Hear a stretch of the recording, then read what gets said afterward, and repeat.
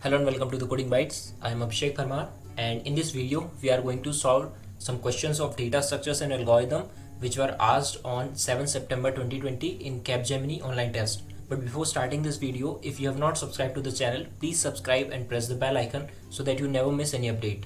So our first question is, convert the following infix expression into prefix expression. So converting an infix expression into prefix is a very easy task, and for this you will have to follow 3 steps. First of all, you have to reverse the infix expression. Then after this, you have to find the postfix expression. And number 3, you will have to reverse the obtained postfix expression. So first of all, we will reverse the given infix expression. So on reversing the given expression, we will get D plus C into B plus A. After this, the next thing is to find the postfix expression of this particular expression. Now for this particular expression, first of all, we will get DC plus into BA plus because we are trying to get the postfix expression. Now after this, consider these two parts as operands and there is an operator between these two operands. So again we can simplify this expression. So we will get this expression. Now after this, the last thing is we will have to reverse this obtained postfix expression. So now on reversing this expression, we will get multiply plus AB plus CD. So the answer for this question is option C. So the next question is, which of the following relation is correct for binary search tree? So as you know, binary search tree has a parent node, a left child and a right child, and there is an important relationship between these nodes. The relationship is that the value of left child is always less than the parent node and the value of parent node is always less than the value of right child. So as you can see from this relation, option B is the right answer. So moving to the next question. So in this question, you will have to evaluate the postfix expression for the given input. So in this question, we will have to find the result of the postfix expression, and for this we will use a stack. So let's take a stack first. Then we will have to follow some simple steps. So we will push each element in the stack if it is an operand. But if it is an operator, then we will have to take 2 elements from the stack and we will perform an operation on the removed elements, and then we will push the result again back in the stack. So as you can see in the given input, first of all 6, 5, 2, 3. These 4 are operands. So we will push 6, 5, 2, 3 in the stack. Then after this, the next element is an operator, which is an addition operator. So for this addition operator, we will take 2 elements from the stack, which are 3 and 2, and then we will perform the addition operation on 3 and 2. And on adding 3 and 2, we will get 5. So again we will push 5 in the stack. Now after this, the next element is 8, which is an operand. So again we will push 8 in the stack.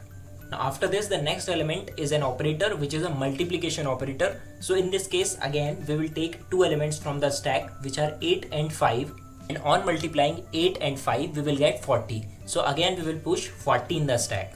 Then the next operator is an addition operator. So again in this case, we will take 40 and 5 from the stack, and on adding 40 and 5, we will get 45. So we will push 45 in the stack.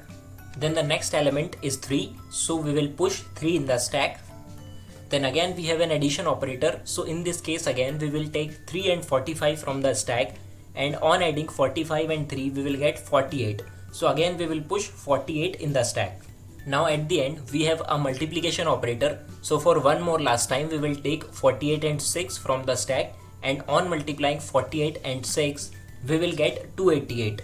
So we will push 288 in the stack. And because we have only one element in the stack, which is 288, so our answer is 288.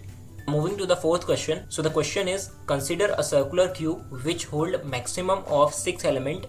Initially the queue is empty as shown in the image.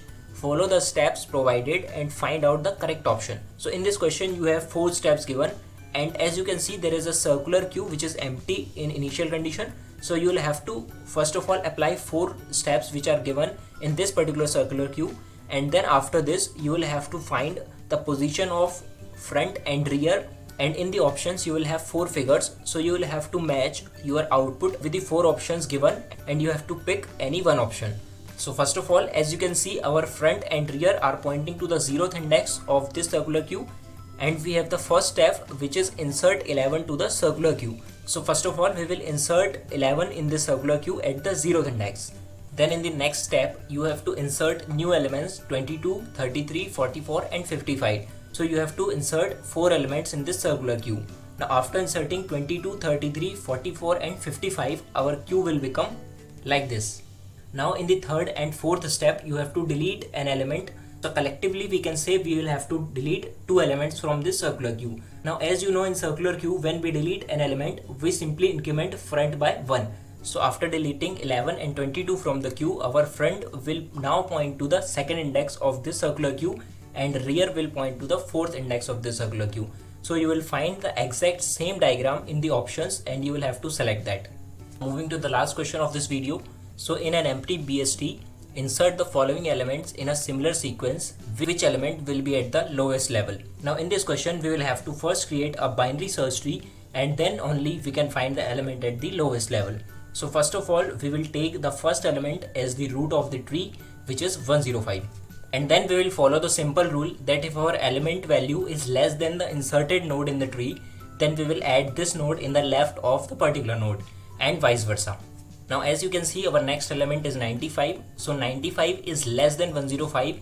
Therefore we will insert this node 95 in the left side of 105.